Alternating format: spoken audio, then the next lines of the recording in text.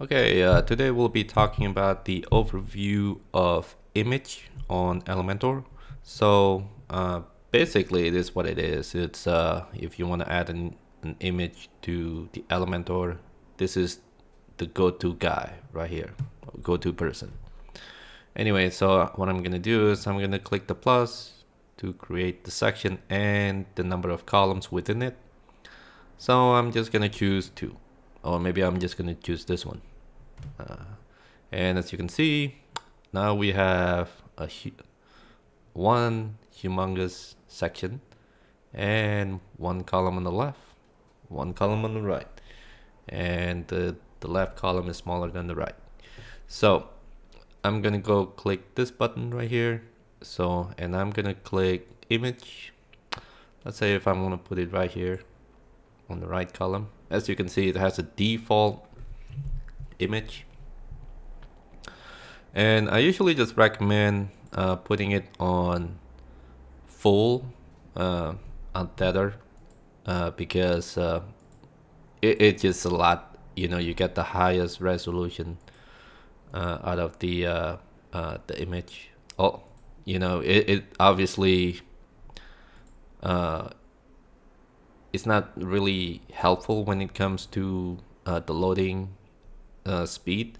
But if your original image is already small to begin with, then going full on the image size, won't make that much of a difference. But anyway, what I'm gonna choose is I'm gonna click choose image right here. And then as you can see, we have a plethora of images that we can deploy. And I'm just gonna choose one right here. So as you can see, I just click that. And then there'll be a blue button on the lower right called insert media. So I'm just gonna click that. As you can see, it shows the entire image. Now I tend to not mess with this area. Basically, okay, the caption is something that I prefer to use either a heading or the text editor right below it. But if you would like to use captioning over here, it's entirely up your choice. So what I'm gonna do is I'm just gonna click, let's say if I go custom caption, as you can see, I can just type big building. And as you can see, the one on the bottom, it shows the big building. Oops, I accidentally click, hold, and drag it. So, but and if let's say if you want to change it to something big, we can go to style a little bit later. Okay, right now let's talk about the link. The link is basically what it is. So if somebody click this image, it will take them somewhere else. So what I will do is either usually what I choose is custom URL. Let's say what's your favorite website. Let's say if I want to go to YouTube, you can do that too. And usually when it comes to linking an image to an external site, what you want to do is you want to click the link option and then open in a new window and check that one up, and that's it. So basically when people click it, it will take them to a new tab or a new window. So basically they're not leaving your site immediately. So, but that being said, now you have custom caption with called big building, as you can see here. And then you got the custom URL, which is a YouTube that opens in a new window. And let's go ahead and make the site, make the image a little prettier. So as you can see, on the image you have an option of width, max width, and height. Typically I just leave it as it is because unless if you have a specific needs, as you can see, I can make it a little bit bigger or smaller, the way you like. So now you have an option between percentage, pixel, or vertical width, or VW. It could stand for something else, but I completely forgot what it was. But I usually recommend just percentage or pixel. And since we live in an era of mobile device, I usually just use percentage because pixel, in my opinion, is a little bit more rigid. But now that we live in, smartphone era, and different phone has different resolution, I usually just stick with percentage. And as you can see, by default, it's 100%. So let's say if I delete this, it is 100%. So max width is basically what that is. It's what is the max width that you want to go with. How far do you want it to be when it comes to max width? You can also do the same thing with height. So let's say you can change the height, as you can see, but you notice that the height doesn't have percentage, because usually percentage only applies width-wise. So that's this is actually one of the reasons why I don't really mess with the height or with the max width unless if it's absolutely necessary. But as you can see, if I want to have specific width, specific height, let's say, see, as you can see, it doesn't really give you a lot of room of flexibility right there. So what I'm gonna do is I'm just gonna reset everything by deleting that. So now let's go to normal and hover. Actually, no, let's get back to width, max width, and height. As you can see, you will see a lot of these icons as you edit the content. This desktop, you can actually change it based on how you want it to look on tablet. You can also change it how it looks on mobile, and then you can edit the image accordingly. So just to keep that in mind. Now, what is normal and hover? That basically what is going to happen to the image when you hover your mouse over it. So right now on the normal, excuse me, we leave it alone. As you can see, when the mouse hovers on top, nothing happens. So let's say if I click hover, I can change the opacity.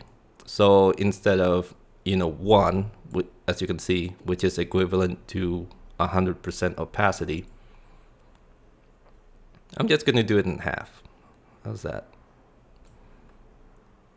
As you can see, when I hover, the opacity is half.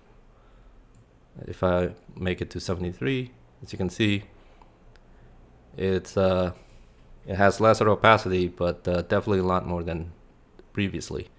So now, as you can see, if I put it back to 0, 1, it practically disappears. So anyway, but yeah, that's what it is. You can even set up, let's say if I set up to half, about half, and then let's say if you want to have that transition, see, it's kind of abrupt, between on and off. You want it to be a little bit smooth. So let's say if you want to, okay, that's a little bit too abrupt. I want to make it smooth. So as you can see, yeah, it's nice and smooth. So that's what the transition duration is all about. So if you go to hover animation, sometimes, excuse me, you want the image to act in a certain way when you hover the mouse on top. So let's say if I click shrink, as you can see, it shrinks, obviously. And let's say if I click pulse grow or maybe grow,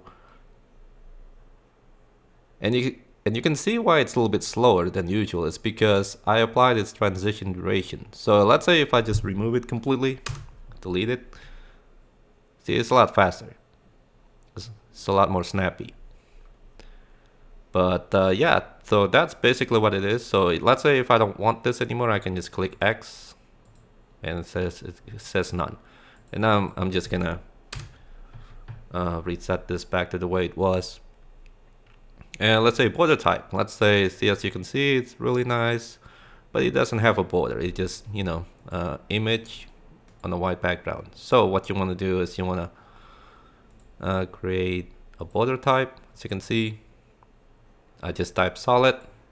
I think it's by default it has to maybe 3 pixel of thickness. So let me change it to 1.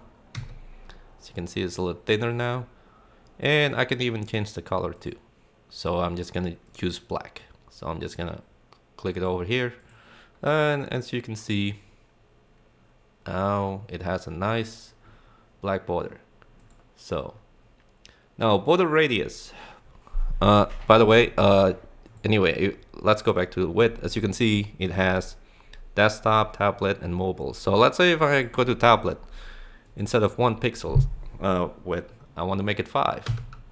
As you can see, you can do that too. Let's say on mobile, see, as you can see, it's using the 5 from the tablet because it's on a hierarchy setup. So the tablet follows the desktop and the mobile follows the tablet. So let's say, so now by default it's 5, but let's say if I want to make it 10. So as you can see, now it's 10. So let's say if I change it between mobile, tablet, and desktop. So as you can see, this is the power of Elementor. So you can do pretty much a lot of things with it at ease. So what is border radius? Border radius is kind of like, right now, as you can see, it's a little bit, it's a sharp. So by having border radius, it's a little bit softened, kind of circular. So what I'm going to do is, let's say if I type 10, and as you can see, the edges are a lot more rounded. So if that's the kind of look you want to go for, then this is it. I can even make it like 25. As you can see, you can do that too. Now you do have the option between pixels and percentage. So if I make 25%, yeah, that's that's what it's going to be. So, but it's definitely entirely up to you. So I'm just gonna put 25 pixels here, just to be, kind of nice and subtle.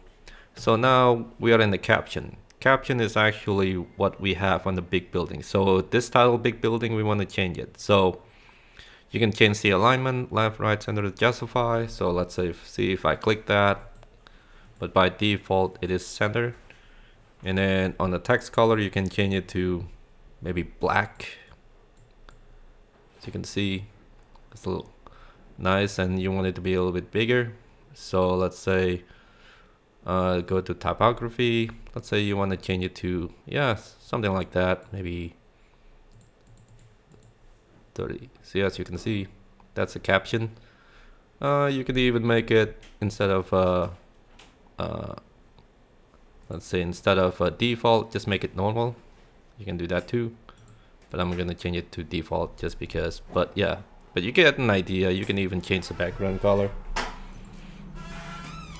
Let's say if this is kind of like the look you want, although usually I typically just leave this one alone.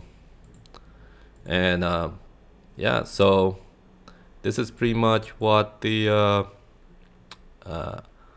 image on the Elementor. So if you have any questions, you have any comments, just let me know. Put it down in the comment down below. And as usual, click like, subscribe, and hit the notification button. Have a new oops, I got a little tongue twister. But anyway, I hope you guys have a great day, and see you on the next one.